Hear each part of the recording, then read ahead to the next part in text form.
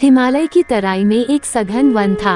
One में तरह तरह के पशु पक्षी रहते थे। वहीं जगह जगह ऋषियों की झोपड़ियां भी बनी हुई थी। ऐसा लगता था मानो प्रकृति ने अपने हाथों से उस वन को संवारा हो। उन्हीं झोपड़ियों के पास एक तेजस्वी युवक बहुत दिनों से अंगूठे के बल खड़ा होकर तप में लीन था। उसने खाना पीना सब कुछ छोड़ दिया था। वह केवल हवा पीकर ही रहता था। उसका शरीर सूख गया था, सिर के बाल बढ़ गए थे, पर चेहरे पर तेज बढ़ता जा रहा था। लगता था मानो दूसरा सूर्य निकल रहा हो। वह तपस्वी पांडवों का भाई अर्जुन था। वेद व्यास की सलाह से वह दिव्यास्त्र प्राप्त करने के लिए शिवजी को प्रसन्न करने की चेष्टा कर रहा था, क्योंकि छली, षड्यंत्रकारी और पापी कौरवों को हराने के लिए शिवजी की शरण में जाने के अतिरिक्त बेसहारा पांडवों के पास अब कोई चारा नहीं रह गया था।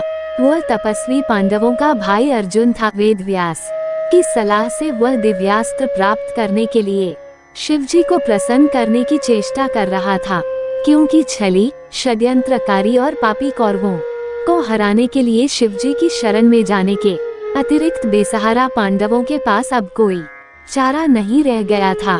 अर्जुन के तप के तेज से आसपास की धरती जलने लगी। झोपड़ियों में रहने वाले ऋषि मुनि घबरा उठे हुए अर्जुन को समझाने लगे कि वह ऐसा कठिन तप न करे, पर अर्जुन ने उनकी बातों पर ध्यान नहीं दिया। ध्यान भी वह कैसे दे सकता था, उसे तो अधर्म और अन्याय को मिटाने के लिए शिवजी से दिव्यास्त्र प्राप्त करने थे। अतः वह तप में लगा रहा। अर्जुन ने जब ऋषियों की बात पर ध्यान नहीं दिया तो ऋषिगण सामूहिक रूप से शिवजी से प्रार्थना करने लगे, प्रभु, अर्जुन के तप से धरती जल रही है। अगर आप उसे रोकेंगे नहीं तो इस वन में हम लोगों का रहना कठिन हो जाएगा। उसी समय आकाशवाणी हुई, ऋषियों, घबराओ नहीं, अर्जुन पूर्वजन्म का देवता है। उसके तप से तुम्हारा अनिष्ट नहीं होगा। वह मुझसे दिव्यास्त्र लेना चाहता है। मैं उसके तप से प्रसन्न हूँ। ये वाणी स्वयं भगवान आशुतोष की थी। अर्जुन बड़ी श्रद्धा से उनकी आराधना में लगा रहा। उन्हें प्रसन्न करने के लिए तप करता रहा। दोपहर का समय था। अर्जुन अपनी पूजा की माला भगवान के चरणों पर चढ़ रहा था। सहसा उसे एक शुक दिखाई पड़ा, जो कहीं से निकलकर उसी ओर आ रहा था। अर्जुन ने झट अपना धनुष बाण उठाया और धनुष पर बाण चढ़ाकर शुक पर चला दिया। बाण शुक की छाती में लगा। वह धरती पर गिरकर कुछ देर तक तड़पकर सदा के लिए सो गया। अर्जुन के बाण के साथ ही साथ शुक की छाती में एक और भी बाण लगा था। वह बाण एक किरात का था, जो दूर से शुक का पीछा करता हुआ आ रहा था।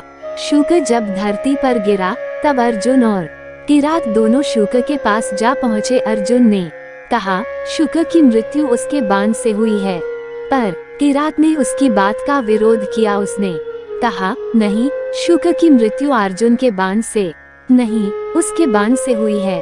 शुक की मृत्यु को लेकर अर्जुन और किरात में विवाद होने लगा। दोनों ही एक दूसरे की वीरता को ललकारने लगे। बातों ही बातों में अर्जुन का क्रोध भड़क उठा। वह किरात पर बाण चलाने लगा।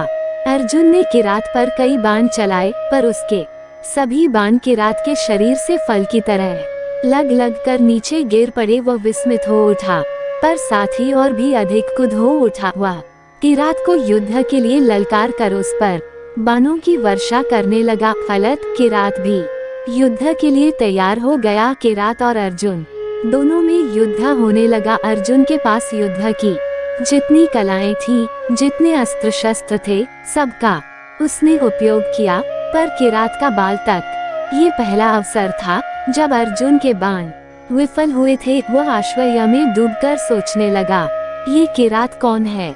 मेरे बाण क्यों विफल हो गए? कहीं किरात के रूप में भगवान शिव तो नहीं है? अर्जुन की आंखें बंद हो गई। वह हाथ में धनुष बाण लेकर खड़ा था। वह आंखें बंद करके सोचने लगा, अवश्य किरात के रूप में ये शिवजी ही हैं।